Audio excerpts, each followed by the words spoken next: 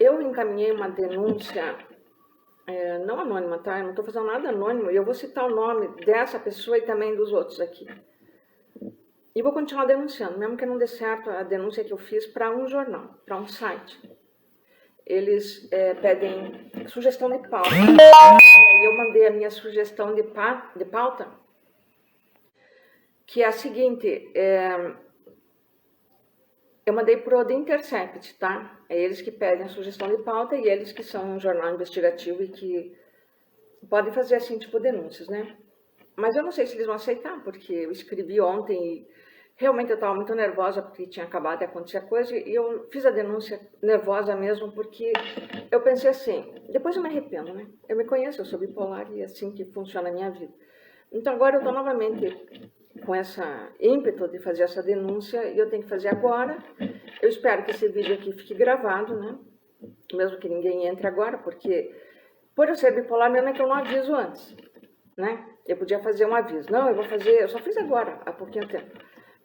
Mas eu não faço, tipo, um cartazinho assim, tal hora eu vou entrar, porque eu não sei se eu vou entrar. Eu não sei o que vai acontecer. Quando é uma coisa pessoal minha, né? Se fosse uma coisa do pinguim de geladeira, qualquer outra coisa era diferente, mas é uma coisa minha. Então eu não sei, eu não sabia se eu ia entrar ou não.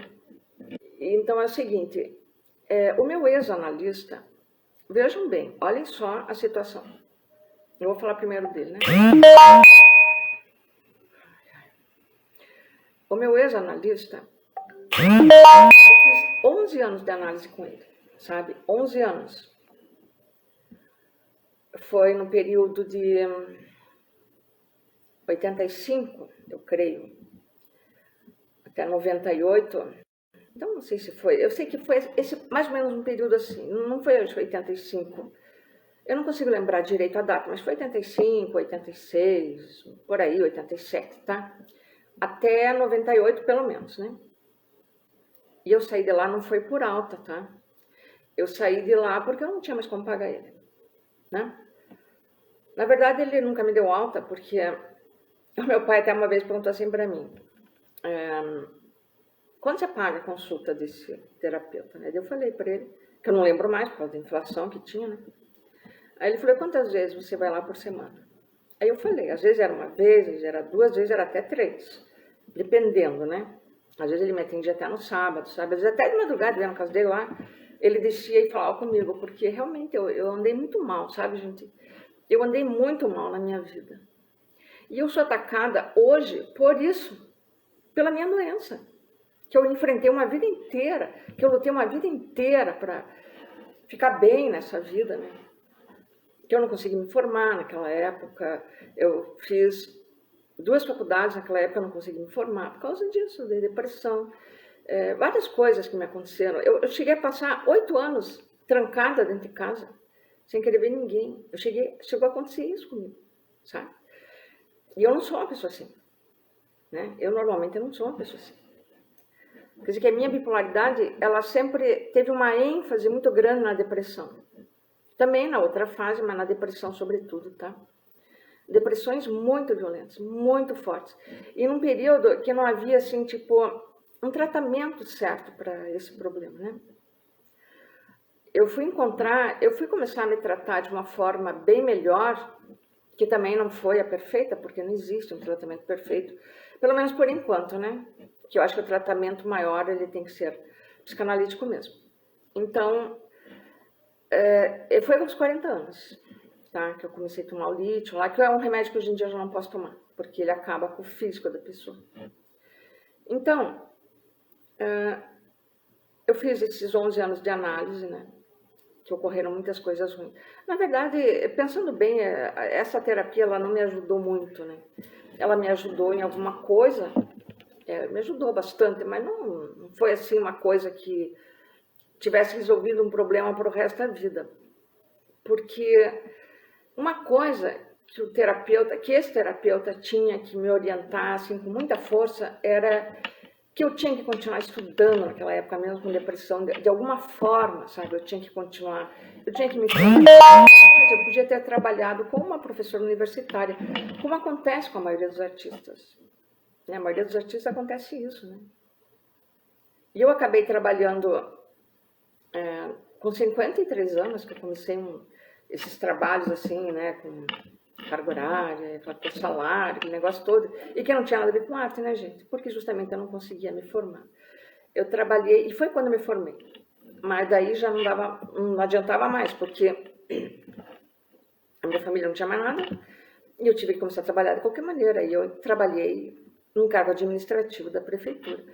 Trabalhei 10 anos, na verdade os 2 últimos anos eu fiquei muito mal, e daí acabei me aposentando e tudo mais. Bom, em fevereiro, eu procurei esse analista. Eu queria retomar essa análise com ele, mas virtualmente, né? Por causa da pandemia, porque eu não estava mais em Curitiba. E daí ele falou que ele não atendia, assim, online, sabe? Que eu teria que ir para Curitiba. Eu fiquei bem chateada, né? Porque eu procurei outros terapeutas e era um pior que o outro, não tinha nada a ver. Bom, eu continuei conversando com ele, assim, sabe? No WhatsApp. Quer dizer que, primeiro eu contei para ele tudo que eu estava passando, que eu havia sofrido várias violências. Nos tempos bolsonaristas a gente sofre muita violência, sabe? Eu sofri por ser mulher, eu sofri pela minha idade, por ter essa doença mental e por ser artista. Então, olha só, 4 tipos de violência, que é o que eu venho sofrendo durante a minha vida. Essa da idade é mais recente, né? E agora também por não ter dinheiro, então são 5, na verdade. E aí, então ele sabia, contei tudo para ele, as coisas que tinham acontecido, né? Que eu queria fazer terapia, e ele falou que ele não podia. Aí a gente continuou conversando assim no WhatsApp, sabe? E ele começou a mostrar aquela face horrorosa que ele tem.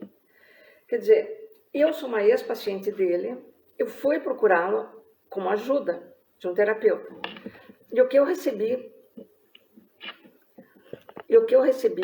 foram agressões. Agressões bolsonaristas, misóginas, agressões contra artistas, agressões contra a mulher, contra o meu comportamento sexual, que ele sabia como é que era na época, né? Então, é umas coisas assim que não deu nem para acreditar nas coisas que ele falava, tá? Eu abri algumas coisas aqui, que eu já tinha feito uma live, né? Só que eu tirei essa live ela ficou gravada, eu tirei daqui. Mas eu postei ela no YouTube, e daí também eu deixei fechado lá, agora eu vou abrir. Inclusive, uma outra live que eu fiz das agressões que eu recebi da minha irmã, muito fortes. Eu fechei a live também lá. A live não, era um vídeo. Eu vou abrir de volta, porque essas coisas têm que ser feitas, porque as pessoas têm que conhecer os riscos que elas... Quer dizer, que não é só um risco meu. Ah, mas por que você não denunciou lá no Conselho de Psicologia? É porque lá, gente, tá tudo bolsonarista. Vocês não assistiram a CPI? O Conselho de Medicina, ele estava alinhado ao Bolsonaro, deixando os médicos receitarem cloroquina, inclusive talvez estivesse estimulando, né? Eu me internei em 2020, eu não tinha tomado vacina, não tinha vacina ainda. Foi em setembro, no Hospital Bom Retiro de Curitiba, estou falando o nome, tá vendo? Hospital Bom Retiro. Eu me internei de modo integral, eu não estava tendo ataque nenhum, eu não estava tendo nenhuma crise, porque eu nunca tive essas coisas. Tá? Às vezes que eu me internei, porque eu me internei, foi para me proteger de suicídio. Foi por depressão, então foi por tristeza. Sabe? Quem já passou depressão sabe. Eu me internei algumas vezes. Inclusive no Hospital Bom Retiro, no ano de 88, que eu me lembro. Eu fui super bem tratada lá, gente. Eu não fiz nada demais. Tinha pessoas lá que não eram muito bem tratadas mesmo, é verdade. Tá? E eu era uma pessoa que sempre que eu entro assim num tipo de hospital desse, eu ajudo as pessoas. A primeira coisa que eu faço é esquecer de mim, do meu problema, porque isso me ajuda. Aí eu ajudo as outras pacientes. Eu converso, eu ajudo com tudo que eu posso. Eu lembro que no Bom Retiro, nessa época, em 88, tinha uma paciente lá que ela tinha tido alta. Ela estava antes que eu lá, eu fiquei 15 dias lá. Ela tinha tido alta e de repente ela voltou. 2 dias depois, ou no dia seguinte até, ela voltou porque ela tinha tentado suicídio, de volta. Ela estava lá por causa disso e ela saiu de alta e voltou por causa disso. No mesmo dia ela tentou suicídio, porque eles haviam dado os medicamentos para ela, né, que ela tinha que tomar durante um período, e ela tomou tudo naquele dia à noite. Ela era casada, mas certo o marido nem ligava, né? Ela tomou tudo, e com álcool, quer dizer que ela quase podia ter morrido, né? E dela voltou para lá. Então veja só, quer dizer, a família vê que aquele hospital não ajudou em nada ao paciente e interna de volta, no mesmo lugar, entendeu? Ela voltou. E ela estava incontrolável como suicida, não que ela estava tendo surto, porque ela não era esquizofrênica. Ela estava incontrolável como suicida. Ela tentava se suicidar de todas as formas. Era tentando quebrar vidro, cortar pulso, pegava uma correntinha que ela tinha no pescoço, até isso ela fez. Ela tirou sangue. Então, eles amarravam naquela época a pessoa em cama de contenção, sabe? Vocês já viram isso? Era uma cama assim, que tinha uma lona bem pesada. Quem já fez ressonância magnética sabe, né? O que é ter um troço pesado no peito, se você precisa fazer. Eu fiz uma vez, me botaram uma placa pesada, acho que de metal, sei lá do que, na minha barriga, que parecia que eu não conseguia respirar, sabe, gente? Me deu um pânico de respiração. E ela ficou lá horas, ficava horas, acho que até dias eles ficavam lá. Amarrada naquilo, aquela lona pesada assim. E ela chamava eu. Eu era a pessoa que ela chamava para conversar com ela, para cuidar. E ela chorava muito. Ela não chamava enfermeira, ela não chamava médico, ela não chamava ninguém. Ela chamava Isabela. Ela gritava, Isabela! E lá ia eu. E lá eu ficava sentada ao lado dela, segurava a mão dela. Ela chorava, eu conversava muito com ela. Quando ela saiu daquela cama de contenção, ela não tentou mais se matar. Vocês entendem o que eu fazia? Era isso que eu fazia. Ela não tentou mais se matar, pelo menos não lá no hospital, né? Eu conversava lá com muitas pessoas. Eu ajudei uma outra paciente de madrugada, que ela tinha se borrado inteira nas calças. Ela chamava a enfermeira tinha sumido. Eu fui lá, eu peguei ela no colo. Ela era pesada, sabe, gente? Mas eu era bem mais jovem, né? Peguei ela no colo, pus na cadeira de roda, limpei toda a cama dela, limpei ela, lavei, fiz tudo e botei ela na cama de volta, tá? Então, eu sou esse tipo de pessoa quando eu estou no hospital. Eu não fico lá arrancando cabelo, tendo xilique, nada disso. Inclusive, eu estava desenhando no quarto lá, isso em 88 que eu estou falando aí. Eu estava desenhando no meu quarto e, de repente, entrou uma paciente nova, eles disseram que ela estava com paranoia, que ela era esquizofrênica, paranoica, não sei o quê, e ela entrou no quarto. E ela falou que aqueles desenhos eram tudo dela. E ela tirou meus desenhos, roubou meus desenhos dela, falou que era dela.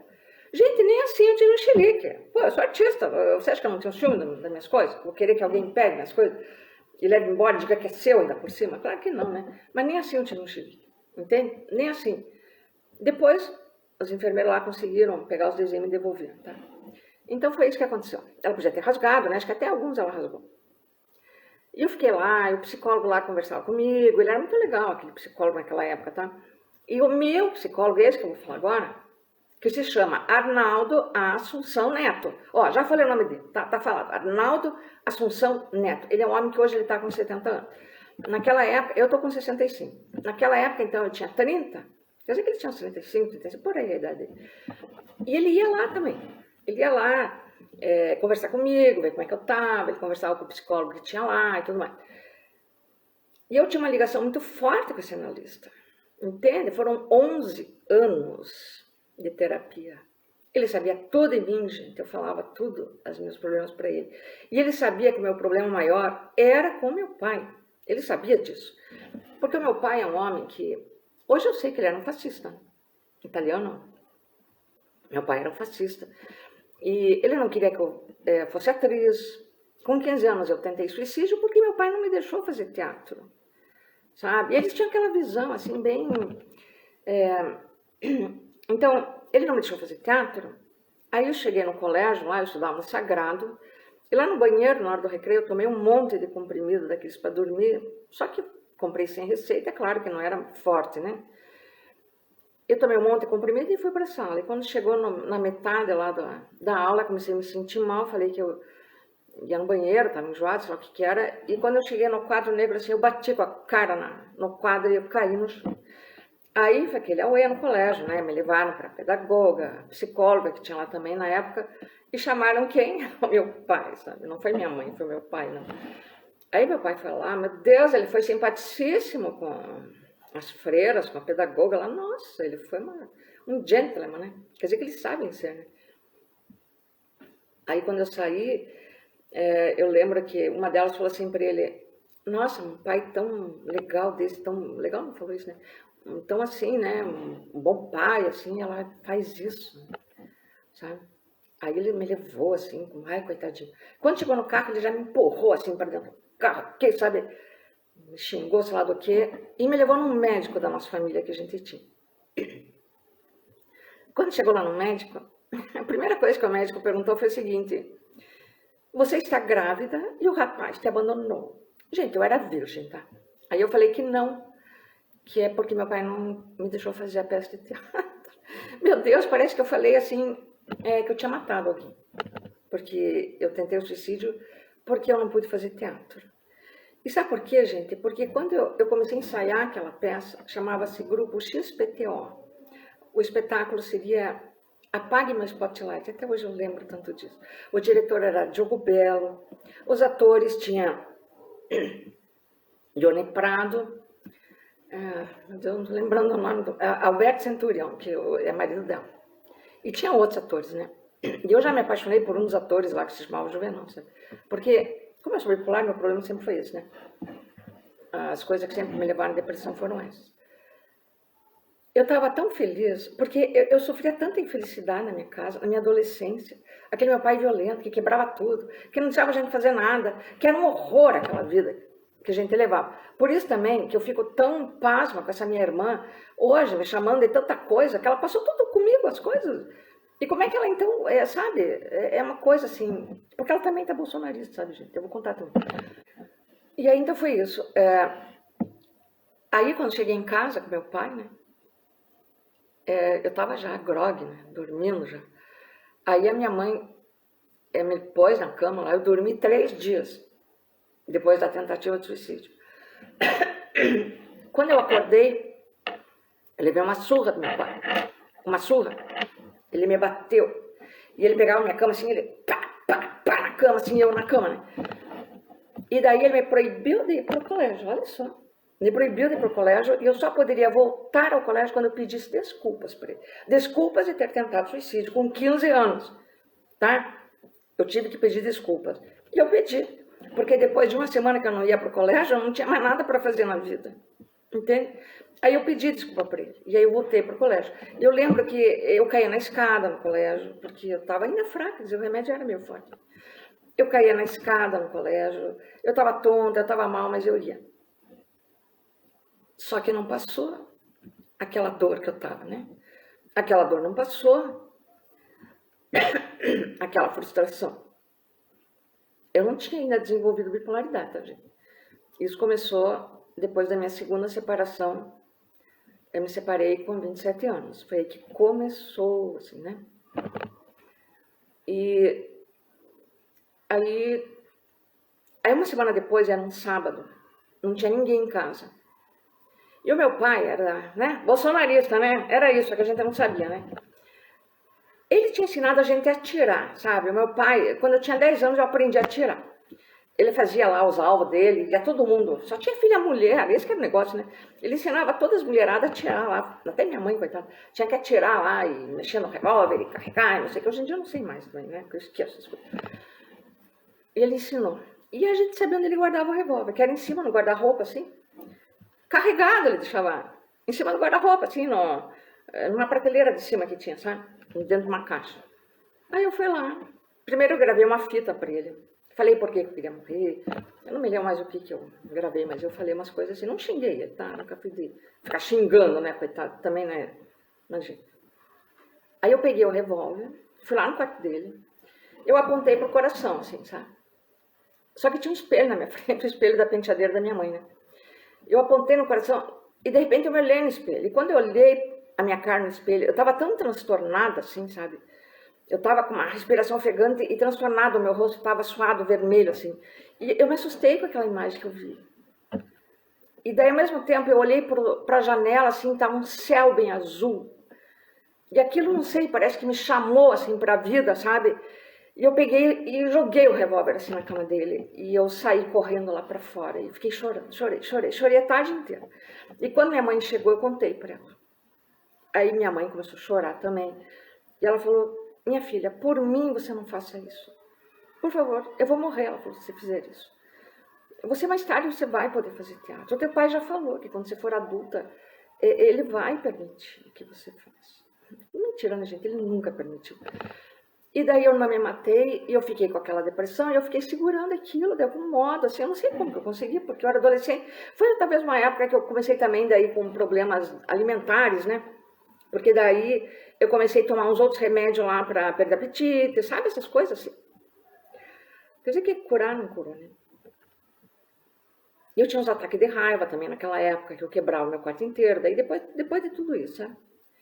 Que daí esses ataques de raiva só passaram quando eu comecei a namorar, que daí era uma coisa boa no começo, assim, né?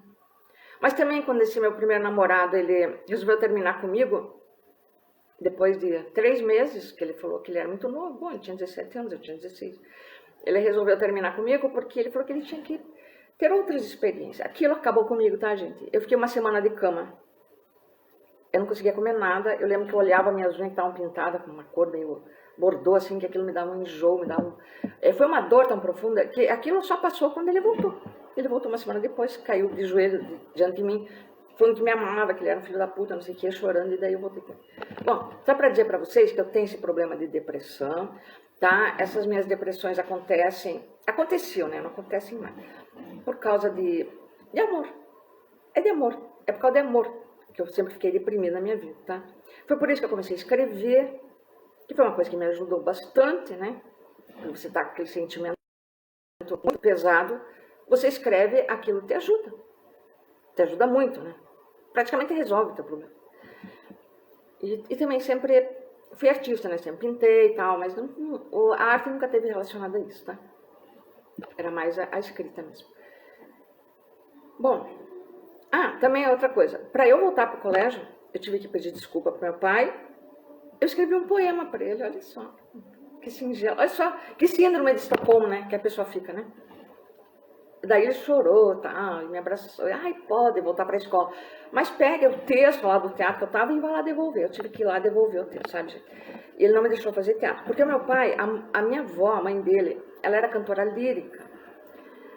E o meu pai, depois de moço, ele não deixou, ele era filho, e ele não deixou mais ela ir cantar. Ela ia lá no Teatro Bahia, ela cantava, ela era contralta, ele não deixou mais ela ir. Porque ele dizia que teatro e música, não sei o que, era coisa de puta. Foi o que ele me falou também quando ele não quis que eu fizesse o tal do teatro. Coisa de puta, maconheiro, bicha, que ele falava assim, né? Bicha e não sei o que. Bom, então, quando eu fui esse meu analista, eu contei todas essas coisas para ele, né, gente? O meu analista, ele sabia que o meu pai tinha me prejudicado demais, daquele jeito que ele era. E o meu primeiro marido também. O meu primeiro marido, ele era um ator de teatro. Ele era diretor, ele era produtor. Quando ele me encontrou no Rio de Janeiro, ele já tinha dado aula para mim no show em Curitiba, mas quando ele me encontrou no Rio de Janeiro, ele sabia que eu tinha fugido de casa aos 20 anos para fazer teatro, para ser atriz, porque eu não suportava aquela cidade. E ele resolveu ficar comigo na base da mentira, dizendo que eu ia fazer uma peça assim, uma peça assada, e era tudo mentira. O que ele queria mesmo era que eu casasse com ele, que eu tivesse filho e que eu me transformasse na mãe dele, tá? Era isso que ele queria. Bom, eu não vou contar essa história. Mas aí, então esse meu analista, eu fiz análise com ele, na época, ele nunca deixou transparecer isso, que ele era um fascista igual meu pai. Nunca. Ele nunca me disse uma palavra que me fizesse ter esse tipo de compreensão. E é por isso que eu fiquei lá com ele, tá? E agora, né, a partir de fevereiro, que eu comecei a conversar com ele, ele tá me falando cada coisa, gente. Ele me fala coisas assim, por exemplo, aqui, ó. Aqui. Falando coisas contra a mulher, de misoginia, contra a feminista, contra a sexualidade, falando coisas de religião, de família, umas coisas que ele nunca falou, e de pátria. Primeiro, ele não falava que ele era bolsonarista. Ele negava. Depois ele falou que Bolsonaro é o melhor presidente que o Brasil já teve. Olha só, gente. Então, uma coisa aqui, ó. Por exemplo, que eu passei até pro e-mail aqui. Eu passei pro e-mail porque isso aqui ainda vou fazer tipo de um livrinho assim, com todo esse diálogo aqui, sabe? Eu vou fazer mesmo. Então, Arnaldo, aqui, ó. Isso é manipular mentes? Veja os fatos. Veja as meninas fumando maconha. Ah, gente, por favor.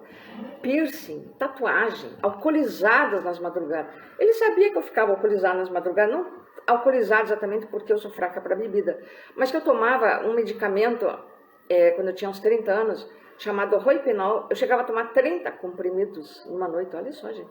Eu tomava 30 comprimidos numa noite e eu saía, por causa de ansiedade, entendeu?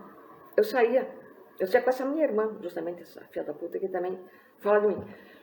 Então é por isso que ele fala isso, ele não está falando... Então, como ele é um psicólogo, ele não fala exatamente a coisa, mas ele está falando isso. Alcoolizados na madrugada, gravidez precoces. Veja os professores nas escolas fazendo apologia aos criminosos, aos transexos. Ele fala muito de transexuais, fala muito mal, sabe? De gays. Aqui ele não está falando de gays. As drogas, os que se opõem apanhando de alunos. Ele odiava os alunos dele da justiça. Após a ditadura, a sociedade e a cultura só vem se deteriorando no Brasil. Teses em universidades públicas não são aceitas se a bibliografia não houver autores marxistas. Valer as dissertações, textos de alunos mal alfabetizados. Esse mal está com luta. E sem conteúdo teórico. Hoje, homem ser masculino é tóxico, entre aspas. Amor à pátria é nazismo, entre aspas. Defender a meritocracia é fascismo, entre aspas. Gostar da estética clássica é eurocentrismo. Dizer o que se pensa e do que não gosta não é politicamente correto. Isso é o comunismo cultural, autoritário, cerceando a liberdade de pensamento e de preferência. Eles são os verdadeiros nazifascistas, porque eu falei para ele que ele era nazifascista. E a palavra que mais proferem é democracia, entre aspas. Tem horror à liberdade e se escondem em denominações várias. Socialistas desaparecem quando acaba o dinheiro dos outros.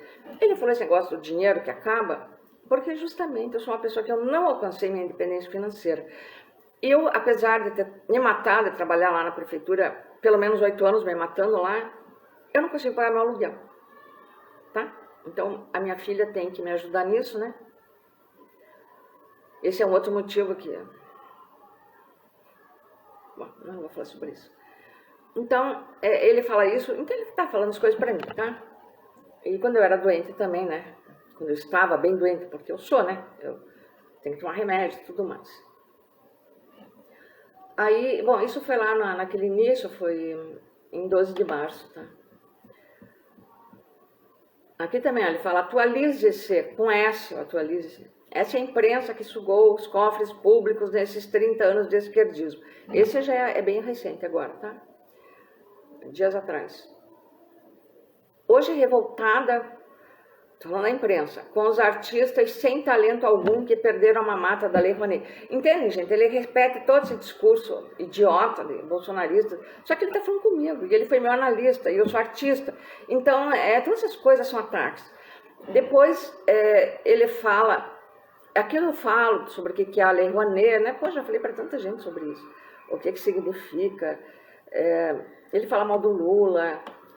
Ele falou até para mim, e quando eu falei dos ataques que minha irmã fazia contra mim no Facebook dela, ele chegou a falar assim para mim, mas isso é por causa do teu comportamento. Ele apoiou. A minha irmã escreve coisas absurdas sobre mim no Facebook dela. E sabe por que ela começou a fazer isso? Porque eu publiquei uns poemas numa revista da qual ela foi demitida, uma revista de literatura, sabe? Bom, eu não estou dizendo que não aconteceu nada de ruim com ela lá, eu acho que aconteceu mesmo, acho que foi uma coisa bem ruim para ela, porque inclusive tiraram o nome dela de tudo que ela tinha feito na revista. Então foi uma coisa grave que ela fez. Mas eu publiquei os poemas lá, não é porque eu queria publicar também. Eu publiquei porque eu ia publicar esse livro aqui, ó. Já aproveito e fiquei conhecendo. A Respiração Boca a Boca, tá? Da editora Index de Portugal, podem comprar, tem lá online, você entra no site da editora e você encomenda, pode encomendar sim, ou e-book, tá? Eu ia publicar esse livro aqui e o editor queria tudo inédito. Isso foi em 2019. Aí eu não estava tudo inédito, né? Tinha uns poemas que iam constar no livro, inclusive o poema que eu mais gosto, que está aqui, que é o Via Crucis, estava publicado lá naquela revista que ela tinha trabalhado, entende? E era ela até que tinha publicado, mas já estava lá, não estava o nome dela. Aí eu tive que escrever lá para a revista e pedir para eles tirarem o poema de lá, porque esse editor queria o poema inédito, eu queria publicar. Gente, é difícil a gente conseguir publicar um livro que a gente sabe. E eu não ia pagar nada nessa publicação, eu não tenho dinheiro para pagar uma editora para publicar, né? Eu também não aprovo isso. E aí o editor falou assim, que ele tirava, eram 2 poemas que estavam lá, mas que eu tinha que mandar outros 2 para substituir.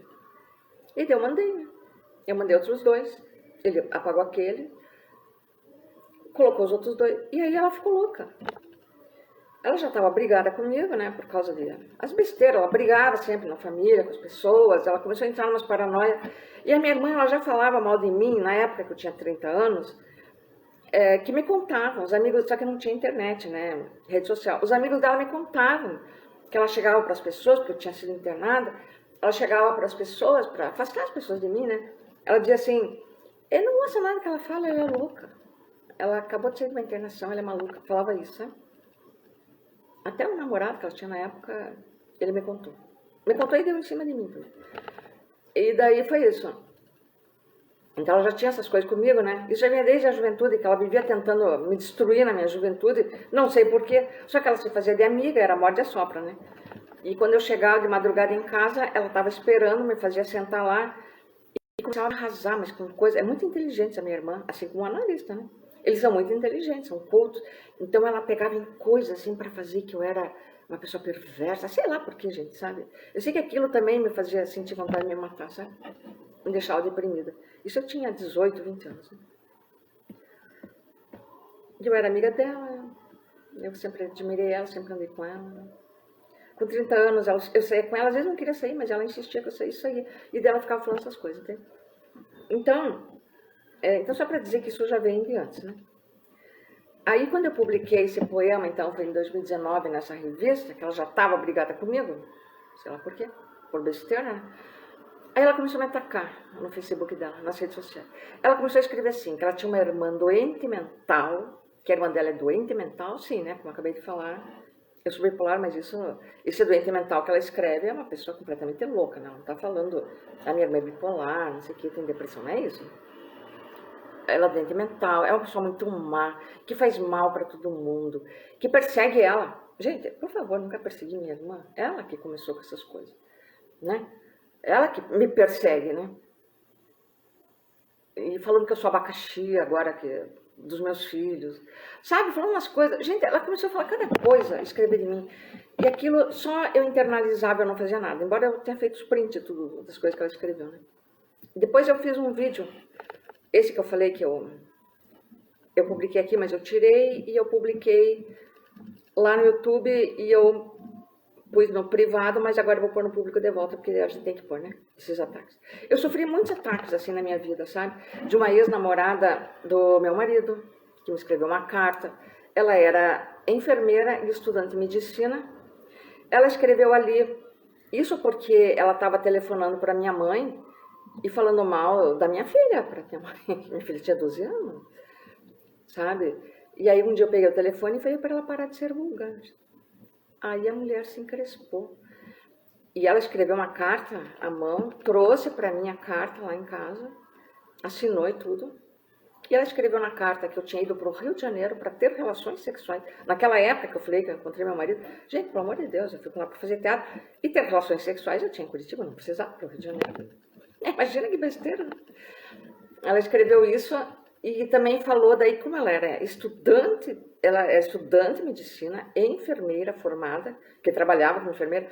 Ela falou que a próxima vez que eu quisesse me matar, falasse com ela que ela me dava fórmula letal. Entendeu? Era grave, né? Eu levei essa carta para um advogado na época que a gente tinha, né? Sabe o que ele fez? Ele pegou a carta, tirou um xerox, deu para mim o xerox e guardou a carta. Sabem, gente, é tanta coisa que acontece, né? E você não pode fazer mais nada aí, né? Outra vez eu recebi, isso não faz tanto tempo, foi em 2017, 2018, não me lembro, 2016, de uma feminista, também não vou falar o nome, né? Não estou agora acusando essas pessoas. Mas ela me escreveu um e-mail, me mandou um e-mail, que também ela falou que minha irmã tinha razão, das coisas que ela falava de mim. Então acho que foi um pouco mais tarde, né? Que a minha irmã tinha razão, porque tanto ela quanto a minha irmã eram pessoas alegres, de bem, com a vida, escreveu bem assim, com tracejado, assim, com separadas as palavras, né? E ela era super feminista, super feminista. Ela tinha escrito um livro sobre feminismo, que ela dizia que era a Bíblia do feminismo. E ela me escreveu aquele e-mail por quê? Porque eu estava mal naquela época. Foi o ano também que eu tentei suicídio, 2018, a terceira vez. E eu estava escrevendo, às vezes, no Facebook, que eu estava mal, coisas assim. E ela lia, né? Ela era uma pessoa que ela me fez um dia lá, ela dizia que eu tinha que ficar contra o aborto no Facebook, que eu tinha que pôr um negócio lá. Naquela época eu não sabia se eu era contra o aborto. E ela queria que eu fizesse um negócio lá. Então ela era uma pessoa bem mandona, assim, que queria dirigir as pessoas. E bom, quando ela via eu fazendo essas postagens, ela me mandou esse e-mail. Porque eu tinha escrito alguma coisa sobre homens lá, que um ex meu, né? Uma besteirada. Ela me mandou esse e-mail. Gente, mas era um e-mail tão agressivo. Dizendo que eu era fraca, que eu era não sei o quê, que eu era uma pessoa... Parecia uma bolsonarista falando. Uma machista, misógina, bolsonarista. Ela parecia isso. Só que ela era lulista e feminista. Entendeu? Aí depois eu respondi o e-mail dela questionando isso. Aí ela caiu em si. Aí ela foi lá no Facebook dela, porque o e-mail não dava para pagar, né? Foi lá no Facebook dela e fez tipo um alerta de que tinha uma pessoa, não falou meu nome também, mas que se essa pessoa falasse do e-mail que ela tinha, dos e-mails que tinha trocado comigo, que ela ia revelar, ela ia me processar porque era particular, não sei o quê. Então, eu estou falando isso também porque as pessoas acham que elas fazem ataques particulares para você e que daí você tem que ficar quieta, porque é particular. Esse, por exemplo, aqui, esse Arnaldo aqui, Arnaldo Assunção Neto, é dele que eu estou falando, porque ele foi meu analista, então é muito mais grave do que qualquer pessoa. Ele trocou WhatsApp comigo, então eu não podia revelar, né? Porque é secreto, mas eu estou revelando porque ele foi meu analista. E ele não podia fazer os ataques que ele fez, falando do meu comportamento, apoiando o que minha irmã escreve sobre mim, que são coisas que me machucam demais, e que eu vi repetidas nas palavras de uma pessoa que eu amo muito, a pessoa que eu mais amo no mundo. Eu não vou falar dessa pessoa, sabe? Então ele falou isso, e ele na época, que ele era meu analista, ele dizia para eu não ouvir minha irmã porque ela era louca, entende, gente? Onde que está a loucura da coisa? Eu estou querendo falar, e daí ele fala disso, daí ele está insinuando que eu sou uma artista, o que ele falou aqui? Que, enfim, que usa a Lei Rouanet, porque não tem isso. E então essas coisas são graves. Ele sabe o quanto eu lutei pela arte na minha vida. O quanto me podaram, o quantas coisas aconteceram comigo, o quanto eu fiquei doente por causa das coisas, que eu não pude lutar como outros artistas lutam, porque justamente eu era doente. Sabe? Ele sabe de todas essas coisas. Quer dizer, ele, com essas coisas que ele me escreve agora, se assemelhando ao meu pai, ele mandou até uma figurinha de moto empinada, que meu pai era motociclista, né? E aquela moto dele era o símbolo fálico dele, né? E agora tem o Bolsonaro com as motocicletas, então ele mandou aquela moto empinada, assim, escrito ali, com a bandeirinha do Brasil, não sei o que, tudo bolsonarista. Se assemelhando totalmente ao meu pai, de quem eu fugi tanto. Daquela mente dele, né? Aquela mentalidade dele. Ele está desfazendo aqui uma terapia de 11 anos. É isso que ele está fazendo. E é por isso que eu estou denunciando ele. Porque ele está, sim, me incitando ao suicídio. Isso é uma incitação ao suicídio.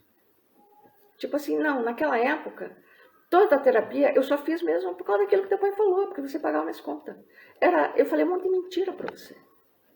Porque não é nada disso. Na verdade, é isso aqui. Você teve um mau comportamento, você não é mulher, eu não gosto do que você faz. Ninguém pode gostar, tua irmã está certa no que ela fala de você. Você é um artista, sei lá. Só que daí quando eu falei para ele que ele estava arriscando a carreira dele, falando essas coisas para mim, que daí eu falei. Aí ele falou tudo o contrário.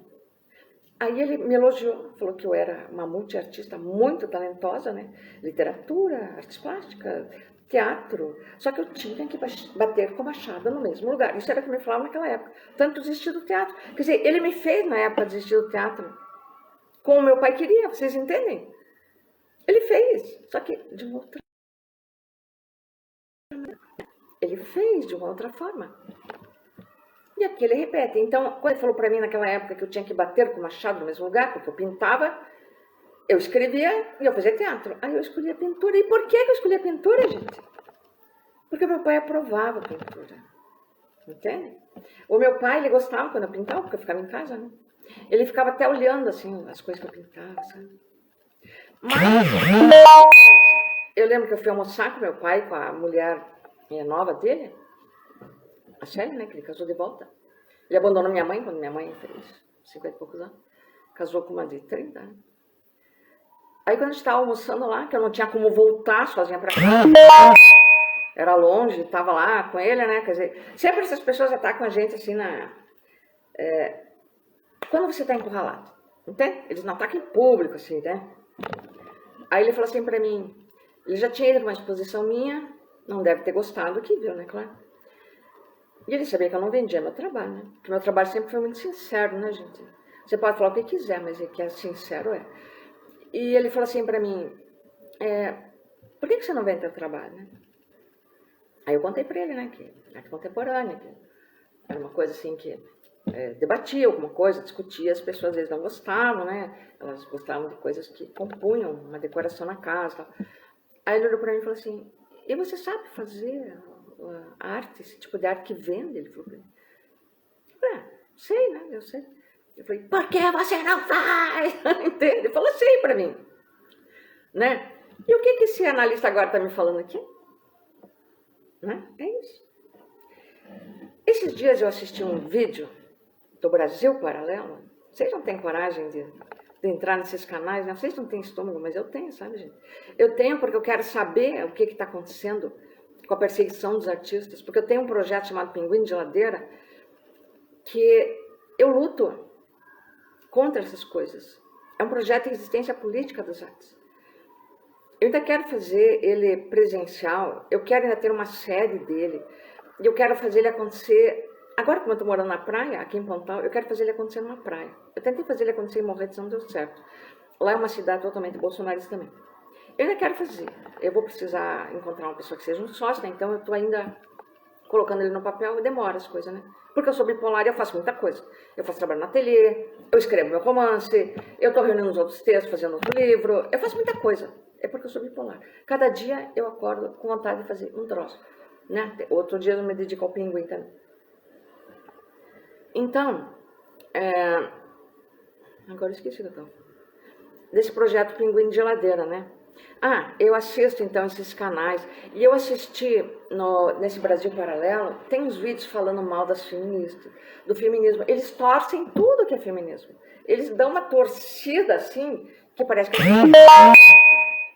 por querer os direitos delas, tá? E também eu assisti um outro vídeo, que eu ainda estou assistindo, porque realmente a gente tem que ter muito estômago, sabe? Que se chama O Fim da Beleza. E eles discutem ali a arte contemporânea como se fosse um lixo, entende? Eles querem dizer ali, mas todo metido a intelectual. Eu gosto do meu analista. O meu analista, ele é metido a intelectual. Então eles falam de uma forma que vai induzindo, assim, sabe? Tipo aquele Olavo de Carvalho, assim. Aí eles falam que eles começam a enaltecer a arte da Renascença. O negócio é o Renascimento. O negócio é o Da Vinci. É como assim, o único artista bom é Leonardo da Vinci. Bom, Michelangelo, Rafael, esses caras assim, né? Esses são os bons artistas, e nenhum outro, e nem o Picasso, nem o Van Gogh, nem ninguém. Nem do Champ, muito menos do Champ, né? Ninguém chega no chulé desses caras, tá? É isso que eles querem dizer. E a gente sabe, né? Eu já sei que o mercado de arte atual, pelo menos aqui no Brasil, eles estão procurando isso. Viu, artistas? Vocês que são artistas que estão aí, se vocês quiserem vender o trabalho de vocês deem uma de Lucas Arruda. Entendeu? O que o Lucas Arruda faz? Ele vende uma tela por 1 milhão. não sei se é de reais ou de dólares. Ele vende. Saiu na Folha de São Paulo. Vocês sabem o que ele faz, que eu fiquei estudando o trabalho dele? Ele pinta o Renascimento, só que ele não pinta as imagens. Ele pega o fundo dos quadros renascentistas e é isso que ele faz. Qual a técnica que ele usa? Eu não sei, porque hoje tem tanta técnica que um artista que queira fazer, emular, não é mais nem copiar, né? Não é copiar, não é imitar, é emular uma obra renascentista.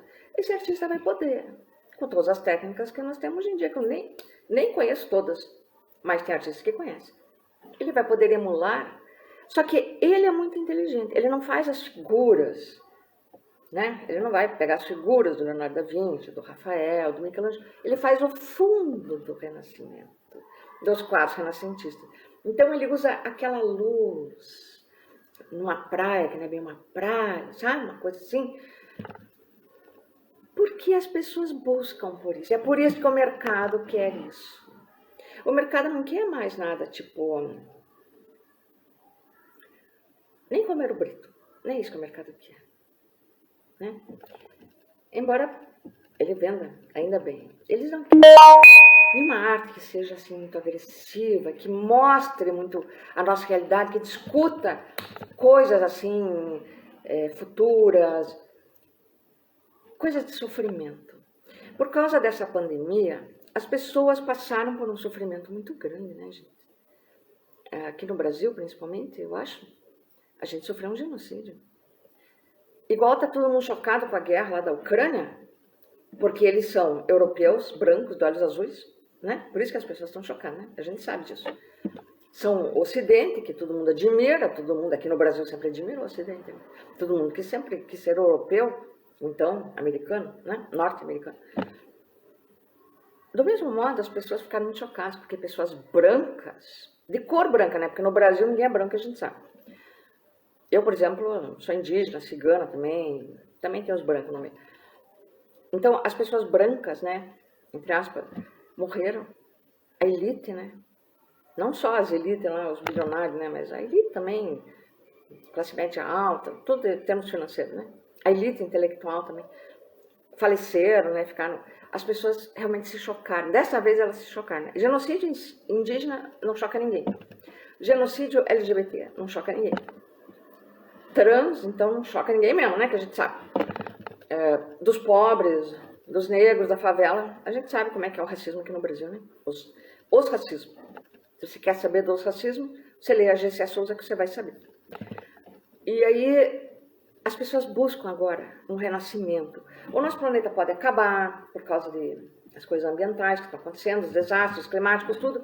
Pode acabar com a guerra nuclear, pode acabar com os asteroides, que a gente já sabe que a NASA não prevê porra nenhuma dos asteroides que vão cair, né? Prevê, às vezes, horas antes, não consegue fazer nada. Também as bombas atômicas que eles têm não servem para nada, só para matar mesmo. As pessoas sabem. Então, o que elas querem? Essa arte do renascimento. Elas querem ver essa luz divina, ainda mais que o nosso país está muito religioso, né? E esse Lucas Arruda, e outros artistas, não é só ele, estou falando dele, tá, gente? Eu estou falando porque saiu na Folha, tá? Então, ele não vai me processar porque ele saiu na Folha, tá lá escrito, eu estou comentando, né? Isso é um comentário, tá? Sobre arte. Ele ganha todo esse dinheiro. Eu identifico isso, né? Eu não sei se você vai identificar. E é muito bonita a pintura dele por causa disso. Porque daí as pessoas buscam isso, né? Eu cheguei a essa conclusão porque tem uma crítica sobre Tony Camargo, né? Aquele artista paranaense, que é um artista que está no mercado de arte, mas que ele não pinta essa coisa do renascimento, né? Ele faz o trabalho dele lá e tudo mais. E houve uma crítica feita pelo Aguinaldo Faria, se não me engano. Aguinaldo Silva, né? Um é o dramaturgo e outro é o crítico, né? Ele fez uma crítica dizendo que o mercado busca um Turner brasileiro e que o Tony não é o Turner. Foi isso que ele quis dizer, e daí ele fez uma crítica muito positiva ao Tony Camargo, tá? E daí sabe quando você pega na hora assim, eu falei, não é o Turner que eles estão buscando, é o Da Vinci, é o Renascimento. É que eles têm vergonha até de falar isso. Porque, meu Deus, né? Então vamos jogar toda a arte contemporânea no lixo. É isso, né? Eu, na verdade, eu conheço um artista que poderia dar uma de Da Vinci. Não vou nem falar o nome dela, porque ela não merece, porque ela é uma pessoa assim, que ela já foi tão grossa comigo, embora tenha sido tão minha amiga. Eu digo assim, porque ela é uma pessoa que ela posa uma pessoa na frente dela e ela rapidamente faz aquele retrato, a pessoa com toda aquela beleza que poderia ser do Renascimento. Ela nasceu na época errada, coitada, né? Que poderia, de repente, fazer uma coisa assim para as pessoas verem aquele espetáculo. É isso que eu estou falando, né? Então é isso. E daí, nesse vídeo da beleza, do fim da beleza, eles começam a falar sobre isso. Eles começam a falar da renascentista, daquela beleza, e também da arquitetura, sabe, a grande arquitetura. E nessa da arquitetura que eles estão falando contra as favelas. Vocês entendem o que eles estão falando? Eles estão incitando o povo a querer acabar com as favelas mesmo. Ou seja, matar, porque o troço é bolsonarista. E eles estão fazendo um ataque à arte contemporânea e, portanto, aos artistas contemporâneos que falam das coisas contemporâneas. É tudo incitação à violência, gente. A destruição da arte. É por isso que eu assisto essas merdas. Porque eu quero saber o que está acontecendo. Eu não gosto de ser pega de surpresa. Eu não sou mais pega de surpresa. Porque eu também assisto, logicamente, todos os analistas políticos de esquerda, né? Eu leio os textos deles, eu assisto eles. Então, eu sei as coisas que estão acontecendo. Ao mesmo tempo, também eu leio a Folha de São Paulo. Eu só não assisto a Globo, porque eu não tenho mais. Eu leio a Folha de São Paulo, eu leio o Estadão, porque eu quero saber. Eles são a... Como é que se diz? A terceira via, né? Os lavajatistas, né? Que não deu certo. Por isso que eu vou enviar a denúncia lá pro Intercept, tá? Porque eles que acabaram com a Lava Jato, né? Que denunciaram lá. E daí... Então, esse meu analista, ele começou a falar disso, entende? Da arte renascentista, porque daí ele falou da beleza, né? Que a arte tinha que ter uma beleza. Eu já conheço o papo, né? Eu cheguei para ele e falei assim, você está se referindo à Renascença, né? Aí ele entregou o jogo, ele falou, porque não sei o quê, porque parará, porque arte contemporânea. Daí começou a falar tudo aquilo que estava naquele vídeo, sabe? Então, daí depois ele tinha falado isso da Lei Rouanet, né? Que os artistas sem talento, que tem inveja. Aí ele falou que os artistas têm inveja do Renascimento lá, na Da Vinci, e por isso resolveram destruir a arte. Gente, ele não entende nada de arte, porque não é nada disso que a gente sabe, né? Pelo amor de Deus, se os artistas se dedicassem completamente a ficar fazendo aqueles retratos que antes da fotografia, por isso que faziam, né? Trabalhavam para os reis e tudo mais. Não, então era outra coisa, mas a gente não quer mais fazer isso, né? Não precisa, não tem sentido, né? A não ser que seja uma releitura, sei lá também, cada um faz aquilo que acredita, né? Então, para que você vai trabalhar com arte para ficar repetindo aquilo que aconteceu na Idade Média? Aí eu falei assim para ele, vocês bolsonaristas, vocês são muito saudosistas, né? Vocês gostam muito dos símbolos da Idade Média, eu falei para ele, né? Aqueles símbolos celtas, falei para ele, da onde o Hitler tirou a suástica dele, porque isso é verdade, eu já li sobre isso também. Tá lá as suásticas, tem vários tipos de símbolos celtas, que não são apenas aqueles que os nazistas alemães usavam, né? Hoje eles usam muitos símbolos assim para disfarçar, sabe? Eu comecei a ler a tese da Adriana Dias, né, aquela pesquisadora sobre neonazismo, e ela revela ali muita coisa das células nazistas que tem no Brasil e que se multiplicaram com a entrada do Bolsonaro. E que o Bolsonaro é o único político que estava numa célula neonazista. Então vocês vejam, gente, o que a gente está passando nesse país, né? Pessoas como esse analista, como a minha irmã, que jamais usavam essas palavras, eles agora estão falando, sabe? Eles fazem de uma outra forma, eles não fazem como as pessoas mais ignorantes. Eu tenho um primo, por exemplo, que sempre foi assim. Ele sempre fala essas merdas que o Bolsonaro fala, então ele continua falando, então ele é ele sempre foi ele. Agora, essas pessoas intelectuais, elas não eram. Elas ficavam bem quietas. Então, nessa época que eu fiz análise com ele, eu não sabia de nada disso. Porque se eu soubesse, eu nunca tinha ficado lá, eu tinha saído correndo. Porque era o meu pai. E o problema não era o meu pai. Eu não tinha que me libertar daquela porcariada toda. E ele é. Então isso faz uma confusão na cabeça de uma pessoa, tá? E por isso que eu estou fazendo essa live aqui, porque isso é uma confusão. E vocês precisam saber... porque daí depois que eu falei para ele, né, que ele estava arriscando a carreira dele, aí ele começou a elogiar, ele falou que eu era essa excelente artista, não sei o quê, papapá. E de repente ele me falou que ele queria me enviar umas pinturas que ele começou a fazer depois que ele se aposentou do ensino, que ele dava aula lá na Tuiuti, sabe? Só que daí ele fez alguma coisa e ele largou para se dedicar à literatura. Aí eu falei, que legal, continue, me manda as coisas, quero ver mesmo, né? Quero saber de tudo, porque eu sou super curiosa, sou a pessoa mais curiosa do mundo, sabe? E dele ainda, né? Meu analista, eu quero saber mesmo, quero ler os troços dele, quero ver as pinturas dele. Só que agora o assunto meio que morreu, né? Porque daí ele continuou com agressões e eu acabei fazendo essa denúncia. E eu contei pra ele que eu fiz a denúncia, sabe? Eu contei.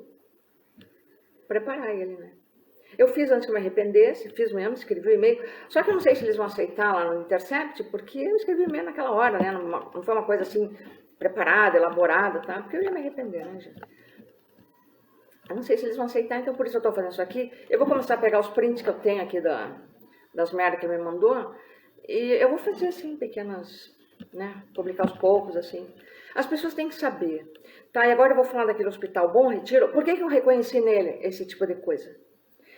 Eu reconheci nele que ele está usando a profissão dele para matar, tá?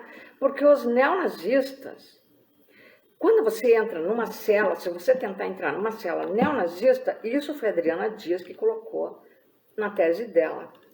Você, para entrar numa cela neonazista ali, para ser admitida, você tem que matar uma pessoa, matar alguém, fazer um grande mal para alguém.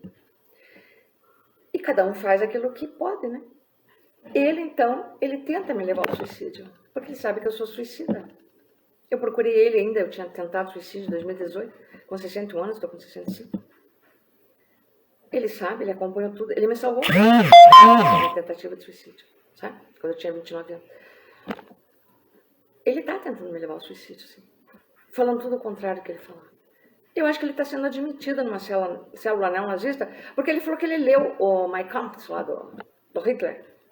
Eu baixei esse Mein Kampf, eu queria ler também. Meu Deus, esse tem que ter estômago mesmo. Eu ainda estou tentando ler esse livro. Esse tem que ter muito estômago, gente. Sabe? Ele fala coisas assim das pessoas que ele considerava inferiores, né? E ele considerava geneticamente inferiores e que não podiam se misturar com as raças superiores, que era dele, né? E a gente sabe o que aconteceu depois. E ele falou que ele leu esse livro e daí, que na juventude, era uma época que todo mundo, naquela época da ditadura, lia o Marx, as pessoas liam Marx, até aquela minha irmã, filha da puta, lia Marx. Ela me fazia ler as coisas lá também. E ele lia isso, naquela época. Ele leu o livro inteiro, disse que ganhou o livro, daí leu. Ah, gente, por favor, então leu só aquilo.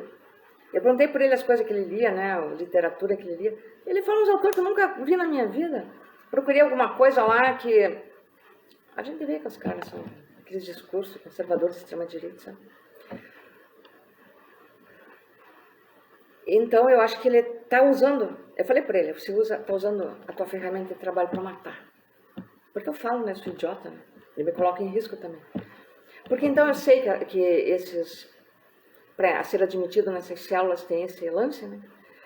E a gente sabe também que assassinos, assim, eles usam o trabalho deles, o instrumento, aquilo que eles conhecem. Aquela estudante de medicina, enfermeira, não me disse que me dava a fórmula letal?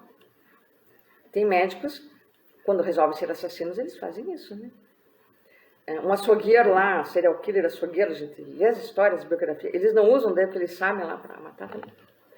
Esquartejar, não sei o que. Então, essas coisas, né? E daí, eu vou falar então do outro hospital, lá onde eu fiquei em 2020, que eu me internei lá, porque eu ia mudar uma medicação, que eu tinha ficado sem médico, por causa de um médico filho da puta, que eu tinha um psiquiatra. E a médica nova, acho que ficou com medo, né, que disse que eu morava numa casa lá que tinha escada, que eu morava mesmo lá em Morretes. E a minha filha falou que eu não podia ficar na casa dela, e daí ela resolveu me internar uns 5 dias para mudar o remédio. Daí, quando eu fui lá no hospital, disseram que tinha todo cuidado com o coronavírus, que não entrava ninguém estranho lá, que as pessoas tudo faziam os exames antes de qualquer coisa. Gente, era tudo uma mentira. Eu fiquei... Eles não me deixaram sair de lá. Eu fiquei 17 dias em cárcere privado, sem comunicação com ninguém, porque eu não sabia telefone. Quando eu liguei para minha filha lá, que eu pedi socorro, porque eu ia pegar o vírus, era setembro de 2020, Eu não tinha tomado vacina, não tinha, né? Era o genocídio, né? Brasileiro aqui. Só depois da CPI que a gente começou a ter vacina, né? Quem assistiu a CPI sabe. E que todo o Conselho de Medicina era tudo alinhadinho lá com o genocídio, né? A gente sabe também. É por isso também que eu não vou denunciar ele no Conselho de Psicologia, porque eu não sou idiota, né? E eu ia pegar o vírus. Eu fiquei num quarto com 3 pessoas, e era justamente o quarto que tinha circulação. Que as pessoas saíam de lá, iam para outro quarto, e vinha outro, outra, né? Era só separado, assim. Sabe, gente? Eu tava lá, eu ia dormir de máscara, não. E eu ia almoçar de máscara, não também. Era uma mesinha assim, pequenininha, com 6 pessoas juntas. Sabe? A gente ia pegar o vírus lá. E entrava gente estranha lá. Que inclusive tinha uma mulher lá de 82 anos, e pessoas estranhas entravam lá para visitar ela ou outras coisas, e não fazia teste nenhum, entrava sem máscara, a mulher podia morrer também. Tinha uma pessoa lá, obesa, que respirava super mal, que tinha problema de asma, e não chamava um médico para ela. E aí começaram a me intimidar naquele lugar, porque era bolsonarista. Você era proibido de falar em coronavírus no lugar. Tinha adolescentes que tinham tentado suicídio, que estavam deprimidas, as gurias estavam ficando cada vez pior, e elas pediam socorro para mim também. Que eu que era bocuda, eu tinha que falar lá, que brigar com todo mundo. Só que daí eles começaram a me intimidar. Já no segundo dia, começaram a me ameaçar, me amarrar, não sei o quê, sabe? Eu fiquei com pânico naquele lugar, uma coisa que eu nunca tive, foi pânico, mas eu fiquei com pânico. Chegou um dia que eu entrei debaixo da cama de uma moça lá, porque eu estava com medo das enfermeiras da noite, que elas podiam me matar. Teve um dia que o médico lá, ele andou receitando um remédio que eu nunca tinha tomado na vida, e eu fiquei com medo. Eu não quis tomar o remédio na enfermaria. A enfermeira pegou, chamou segurança do hospital. Chamou segurança do hospital para me intimidar. Um cara desse tamanho assim, ele parou na minha frente assim, sabe, me olhando. Eu tomei o remédio, né, gente? Eu ia deixar o cara pegar meu braço, me dar uma chave de braço e me quebrar inteira, me alejar? Não, né? Eu tomei o remédio. Sabe? Mesmo assim eu não dormi aquela noite, tanto medo que eu fiquei. Sabe? Eu escrevi um monte de coisa, socorro, pedindo socorro, com pasta de dente no vidro. Eles não queriam liberar o meu caderno, que eu escrevi o dia inteiro, não me liberaram o caderno. Todo mundo lá com o seu caderno, escrevendo com essas coisas. Não me liberaram o caderno. Não deixaram, não sei se minha filha mandou material para trabalhar lá, não davam para mim. Eu só conseguia escrever porque tinha uma enfermeira boazinha lá que me dava uns papéis usados lá e lápis, só com lápis, sabe? Eu me arranhei lá, inteirinha com a chave, a minha chave do armário. Eu nunca fiz isso na vida, gente. Eu nunca me machuquei na vida.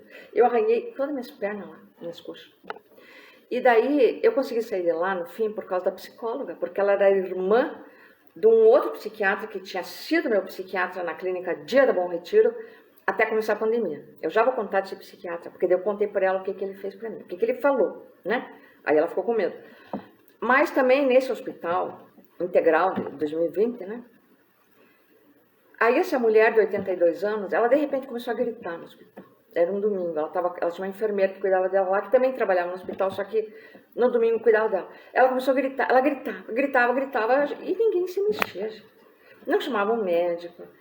A enfermeira não dizia nada, tinha sido essa enfermeira, chamava Rosane, essa que tinha chamado segurança para mim, né? Não falava nada. Eu comecei a ficar muito preocupada. Eu fui lá no telefone público, eu só não consegui a ligação para minha família lá, porque eu não sabia o telefone de cor, e tinha me bloqueado também. Eu não sei se bloqueou lá, na casa dela, na empresa dela, ou se foi o hospital que bloqueou, não sei. Eu sei que daí eu fui lá, liguei 190. Só que, claro, né? A polícia ligou para o hospital e falaram que eu era louca, que eu estava tendo um surto, não sei o que, e pronto. A polícia não foi. Aí as enfermeiras me pegaram e resolveram me amarrar, coisa que nunca tinha me acontecido, gente. Eu fui para uma cama de contenção, um quartinho que tinha lá, me amarraram, só que não era aquelas, né, aquelas lonas. Amarraram meus pulsos, os 2 pulsos, amarraram o braço, eu não me lembro, eu sei que amarraram as pernas, o tornozelo. Gente, a enfermeira que estava do lado esquerdo, ela era tão filha da puta, ela me odiava aquela mulher. Ela amarrou com toda a força, ela me xingava, assim, vermelha de ódio. As outras 2 amarraram mais delicadamente o braço direito. Lá eu ia ficar 2 horas, ainda tomei 2 mata-leão em cada bunda, assim, sabe? Então não precisava amarrar, né? Já que deram mata-leão, né? Lá eu fiquei 2 horas, eu dormi, tá? Por causa do remédio. Só que aquela enfermeira, quando ela amarrou aquele meu braço esquerdo, na mesma hora eu percebi que eu ia perder aquele braço, que ia me dar uma gangrena lá. sabe? E a outra enfermeira desse lado, ela deve ter percebido também. Tanto que depois que elas saíram, voltou a enfermeira boazinha, que se chamava Selma, por isso que eu lembro o nome dela. Ela pegou, afrouxou os lábios. Gente, se ela não tivesse feito aquilo, eu tinha perdido meu braço, né? Porque ia me dar uma gangrena, eu dormindo, né? Não tinha como afrouxar, sabe? E quando eu acordei, quando me tiraram de lá, ainda me levaram para comer umas pipocas com guaraná lá, que eles estavam fazendo um lanche. Eu estava meio dormindo ainda de pé, quer dizer que podia até me afogar com aquilo. Então, gente, foi horrível tudo que aconteceu lá. E eles jogavam uma paciente contra a outra, viraram tudo polícia as pacientes. Era uma polícia da outra, sabe? Que era coisa que não acontecia antigamente também, né? Aí, no fim, eu consegui sair, depois de 17 dias. Ah, e a assistente social era outra filha da puta também. Ela dizia pra mim, tua filha não quer falar com você. O médico falou assim pra mim, doutor Miguel, ele falou pra mim, a tua filha falou pra mim que você inventa doença pra não trabalhar. Me jogaram contra minha filha também. Eles acabaram comigo lá, gente. Hoje em dia, eu não confio mais em ninguém. Eu não confio em médico. Eu só confiava nesse filho da puta de ser analista. E agora eu não posso confiar também. Né? E aí eu consegui sair de lá, depois que eu falei com aquela psicóloga lá, né? Ela olhava também minhas pernas cortadas, assim, ela ficava preocupada, né? E daí eu consegui falar com a minha filha. Uma das pacientes me ajudou a ligar para ela, porque eu não lembrava o número. Né? Eu consegui falar com ela e daí ela foi me buscar. Sabe? Eu saí de lá antes deles me darem alta, então, né? Porque eles queriam que ficasse, eles diziam que os pacientes eram obrigados a ficar um mês, ó. Um mês. E não é obrigado. Não existe. Eu falei da lei antimanicomial também, essa psicóloga, né? Para ela ver que eu sabia das coisas, que eu sabia. Depois, agora o Bolsonaro acabou com a lei antimanicomial. É bom vocês saberem, tá? Então vocês não internem ninguém nesses hospitais. Não em Curitiba e não enquanto tiver Bolsonaro, tá, gente? Agora eu vou falar da Clínica Dia do Bom Retiro, que eu fiquei lá até 2019. Fazendo essa Clínica Dia, eu fiquei na Heidelberg também. Esses médicos estão tudo bolsonaristas, sabe, gente? E eles se protegem uns aos outros. Em tudo que eu fiquei desde que o Bolsonaro entrou. Então, mas nessa clínica eu estava lá de muito boa vontade, né? Porque é muito melhor fazer um hospital dia do que ficar no hospital integral. No hospital dia tem as coisas para você fazer, tem os tratamentos, você pode sair, você pode ficar com o celular e tudo mais. Só que eu não gravei nada lá porque eu não imaginei que eu tinha que gravar, né? Isso que o Sérgio Moro nos ensinou, que a gente deve gravar tudo, né? Eu não me toquei disso. Eu não sabia que os médicos podiam ser tão filho da puta. Aí eu tinha tentado suicídio com 60 anos e por isso que eu estava fazendo todos esses tratamentos. Eu não estava mais conseguindo trabalhar, né, gente? Aí eu cheguei lá e eu estava com impulso suicida ainda. Eu estava com 62 anos nessa época. Era 2019. Eu estava com impulso suicida. Eu lembro que sempre que eu chegava de manhã nesse hospital, eu ia de ônibus, eu passava por uma ponte ali era lá no Alta Glória, né? Tinha uma ponte, não, era um viaduto, né? É bem alto, assim. E muitas vezes eu via pessoas olhando ali para baixo. Eu sabia que a pessoa estava pensando em se matar. Eu sabia por quê. Uma pessoa suicida reconhece a outra. Eu sabia. E aquele pensamento vinha para mim e eu tinha vontade, eu tinha uns impulsos assim de me atirar também daquele viaduto. Na hora que eu estava indo. E eu falei para o psiquiatra. E eu falei para ele a portas fechadas no consultório dele. Então não tinha ninguém ouvindo. Sabe o que ele falou para mim? Francis Mourão era o diretor da clínica. Ele falou assim para mim, mate-se quando quiser, ninguém liga. Só não se mata aqui na clínica. Vai lá fora, você faz o que quiser. A clínica nem vai tomar conhecimento, eu nem vou saber. Os filhos vão chorar 2 dias, depois esquece. Gente, foi um dos maiores choques que eu recebi na minha vida, porque um psiquiatra, ele está lá para te justamente salvar do suicídio. O psicanalista, ou o psicólogo também, né? Na hora, eu fiquei tão chocada, eu não estava gravando aqui, né? Eu só olhei para ele, me deu um sorriso, tipo assim, né? Mas depois aquilo veio, né? Aí eu comentei com a assistente social, que era uma menina muito boazinha, Mariana, né? Contei para ela primeiro que ele tinha falado. Ela ficou chocadíssima, ela falou para mim, mas você tem certeza? Ele falou sim com essas palavras, eu falei sim. Ela ficou chocada, é uma menina. Ela falou, nossa, eu vou falar com ele, eu vou falar com não sei quem, sabe? Daí eu soube que fizeram uma reunião lá, tal. Aí ele chegou no outro dia, eu tava lá, porque daí eu falei pra ela que eu queria matar ele, porque daí eu já fiquei louca, né? Porque eu sou bipolar, não sei se sabe, né? Daí eu já fiquei louca, comecei a falar um monte de coisa, porque daí eu começo a falar, né? E aí ele entrou no consultório, eu estava lá, ele chegou para mim, aí já com a postura, né, do psiquiatra. Então quer dizer que você quer me matar, né? Tipo brincando, assim, né? Eu falei, não sei o quê, né? Porque você falou, papai. Eu falei, eu não me lembro mais o que eu falei. Sei que daí ele sentou na minha frente. Aí ele conversou comigo pela primeira vez, porque ele nunca conversava. Quando eu entrei lá, ele disse assim, não precisa falar nada. Ele falou que eles não querem saber de nada, é por isso que eles dizem que não precisa falar nada. Aqui você vai cuidar de você, só pensa em você, mas não faz nada, por isso que eles não querem saber. Aí ele falou assim pra mim, olha, eu lido com a morte todo dia, diariamente. Ele falou pra mim, sabe? Tipo assim, chamando. Bom, aí eu perdoei, gente, porque eu sou muito idiota, sabe? Eu perdoo as coisas. Só que as coisas não saem, elas não acabam, né? Aquele hospital é uma porcaria, porque daí depois eu falei com o psicólogo, o melhor psicólogo do hospital, que era o mesmo que trabalhava antes naquele hospital do 88, era o mesmo psicólogo. Eu conversei com ele. Ele era uma pessoa bem mais inteligente, bem mais psicólogo, né? Ele conhece esse idiota aqui, o meu analista. Aí você vai querer me matar também. Eu só decente, né? Ele me elogiava muito lá na minha frente. Acho que é com medo, né, que eu falasse alguma coisa. Porque as pessoas ficam com medo da gente, né? Quando você se defende, as pessoas ficam com medo de você. Menos a minha irmã, essa não tem medo. Essa, cada vez, depois que eu fiz o vídeo lá, inclusive ela escreveu um conto horroroso, com o título Burralda, que era o apelido que meu pai me dava, sabe? Quando eu era criança, porque eu não entendia de mecânica de carro, é por isso. Ela fez um conto chamado Burralda. Depois que eu escrevi, que eu publiquei aqueles poemas, né? E dizendo que essa pessoa, a personagem do conto, era uma pessoa marcada para ser eliminada. Esse pensamento nazista. Ela tem vários pensamentos nazistas que agora ela fala lá, mas ela nunca diz a palavra nazismo, ela nunca diz assim essas coisas, sabe? Ela fala que ela pertence aos eleitos. Isso ela sempre falou. E ela é bem racista. Bom, mas isso aí, né? É outra coisa. Então é isso, tá, gente?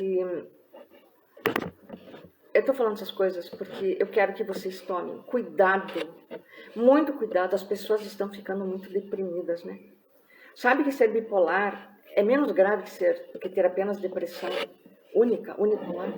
É menos grave e tem um tratamento mais fácil. A depressão mesmo, aquela que é só depressão, ela é muito mais grave, pelo que eu já li, né? Eu não sou médica, tá? Vocês se informem dos médicos, né? Mas então as pessoas, elas estão se internando, não é porque elas são esquizofrênicas, não é porque elas são paranoicas, não é porque elas são um perigo para os outros. Hoje, a gente conheci vários esquizofrênicos. Quando eles têm um tratamento já precoce, eles vivem uma vida quase normal, na verdade, sabe? A pessoa sabe que ela é esquizofrênica, ela sabe que aquelas vozes que ela ouve, que não são verdadeiras, né? Se ela é desde cedo, assim, sabe? Com toda a medicação, terapia, tudo. Eu já conheci esquizofrênicos que não tiveram tratamento cedo. Aí é bem diferente, sabe, gente? É bem diferente, bem mais triste, né? Mas então, as pessoas estão muito se internando e ficando mal, principalmente agora nesse governo Bolsonaro, que é justamente aquele que terminou com a lei antimanicomial, que é justamente aquele que faz genocídio de várias populações, inclusive populações com doenças mentais, tá? É por isso que eu estou fazendo esse vídeo, tá? Para alertar disso, que nós estamos sendo uma das populações genocidadas, tá? E as pessoas tendo suicídio, elas estão com depressão, estão perdendo seus empregos, estão passando fome, uma série de coisas graves, elas precisam desses hospitais, desses médicos, e é isso que a gente está encontrando. Vocês vejam que eu, na verdade, sou uma pessoa mais bem preparada para lidar com todas essas merdas do que a maioria das pessoas, que acaba se matando mesmo, gente, tá? Porque era para eu ter me matado de um analista desse ou de um médico daquele. Era para ter acontecido isso. Mas eu tô aqui. Eu tenho mais recurso, na verdade, interior, de tanto tempo já que eu fiz análise, no fundo, porque não foi só com ele também que eu fiz análise, que eu li quase toda a obra do Freud, Melanie Klein, né? Eu acabo tendo mais recursos. E como eu tenho essas informações da esquerda, sobre o que são os problemas nossos sociais, inclusive que as depressões são sociais, de caráter social, eu acabo me segurando mais. Eu fico alguns dias, às vezes, na cama, um dia, dois, mas eu acabo me levantando, porque eu sou bipolar, entende? Então é isso que eu estou falando, vocês tomem cuidado ao internar seus entes queridos, ao se internar, a procurar médico, psiquiatra, psicólogos, psicanalistas, vocês dêem uma busca nas redes sociais deles, pelo menos. Esse aqui não tem rede social, tá? Mas dê uma busca para saber o que é o pensamento desses homens, dessas mulheres também, porque não são só os homens, tá, gente? Tem muita mulher bolsonarista, tem muita mulher machista, misógina, e tem inclusive feministas que não são, na verdade, feministas. As pessoas, muitas vezes, elas escolhem as coisas porque elas seguem a sua turma de amigos, né? Então, se os meus amigos são marxistas, eu também sou. Se os meus amigos são bolsonaristas, eu também sou. Quando a pessoa não pensa, ela é assim. Tá? Então, vou parar aqui agora, porque já deu bastante aqui. E também vai acabar minha bateria, que eu tenho que carregar. E aqui o telefone fica de pé, né? O negócio da bateria embaixo. Tá bom? Beijos a todos. Eu espero conseguir deixar gravado isso aqui.